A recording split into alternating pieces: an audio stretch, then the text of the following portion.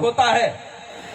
जोधपुर का पत्थर लगावा, करोड़ों करोड़ों रुपए लगे हुए, और आखिरकार देखते हैं कि लोग भी हजारों इकट्ठे होते हैं, लेकिन आरती याद नहीं होती है। उस मंदिर का क्या करोगे? क्या संस्कृति को बचाने में सफल हो जाओगे? आज एक दुर्भाग्य की बात और निवेदन करें हम, जब कभी भी मंदिर बनता है तो लोग कहते हैं कि इस पर ईंटा कौन चढ़ाएगा, प्रतिष्ठा कौन करेगा। तब तक एक व्यक्ति और आता है, वो कहता है कि मेरी तरफ से मंदिर में एक मशीन भेंट। और मशीन कौन सी? नगाड़े वाली।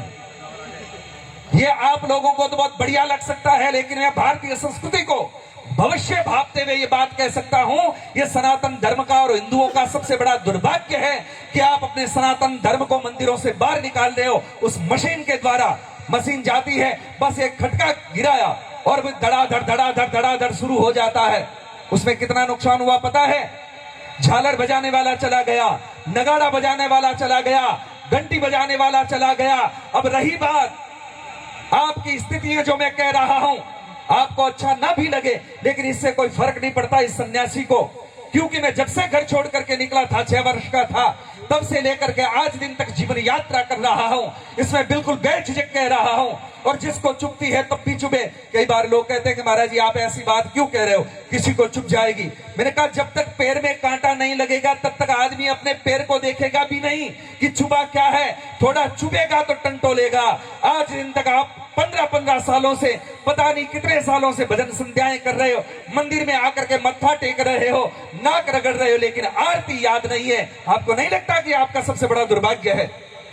क्या है आपकी भक्ति? आप कैसे प्रमाणित करोगे कि आप भक्त हैं बाएं बांके?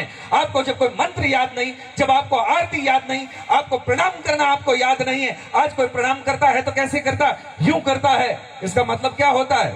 क्या करोगे आप? कुछ चीजें साधु संतों की सन्निधि में बैठ करके सीख लो, काम आएगी। लेकिन आजकल गुरुओं की भी कोई कमी नहीं है, बड़े बड़े होते हैं, उनको माइक से जो कुछ कहना सो कहना, लेकिन संस्कार देने में वो भी असमर्थ रह रहे हैं। भीड़ जुटाना सरल है, लेकिन संस्कारी 5 लोग तैयार कर देना बहुत बड़ी बात है। महाभारत के युद्ध को देखेंगे तो एक तरफ 3 करोड़ लोग थे और एक तरफ भगवान कृष्ण मात्र 5 बच्चों को लेकर के खड़े हुए थे, और उस पूरे महाभारत के युद्ध के निर्णय को बदल करके रख दिया। ये संस्कारों की बात होती है, सनातन की बात होती है, परंपराओं की बात होती है। इसलिए निवेदन करना चाहता हूं, मंदिरों से ये जितनी भी मशीनें हैं जल्दी से जल्दी बाहर निकालो। और आजकल आरती याद नहीं होती तो क्या हुआ पता है? मेमोरी कार्ड आ गया, पेन ड्राइव लगा करके और खटका डाल देते हैं, फिर ओम जय जगदीश हरे हो जाती है, ओम शिव ओमकारा शुरू हो जाती है। आपको कोई लेना देना नहीं। और मुझे तो कभी कभी भ्रम ये भी होता है कि जब नगाड़े बजते रहते मशीन वाले, तब वो आरती घुमाता ताकि किसी को पता न चल जाए कि पुजारी को खुद को भी आता जाता नहीं है। हकीकत तो ये है, क्योंकि बस नगाड़ा बजता रहता है, वो घुमा करके पूरा कर देता, पता भी नहीं चलता कि हकीकत क्या है। लेकिन क्या कहें क्या करें समझ में नहीं आता। जितने मंदिर बन रहे हैं, जितने मठ बन रहे हैं, मुझे नहीं लगता है कि सुधार केंद्र है, मुझे लगता है कि नशे की फैक्ट्रियां खोल रहे हो। जितने भी भारतवर्ष में कहीं पर भी जाकर के देखता हूं, बड़े बड़े मंदिर होते हैं, वहां पर हर आदमी वहां बैठा क्या करता है? या तो हथेली चाटेगा या फिर गोचे चूसेगा। इससे ज्यादा हमने कुछ नहीं देखा है।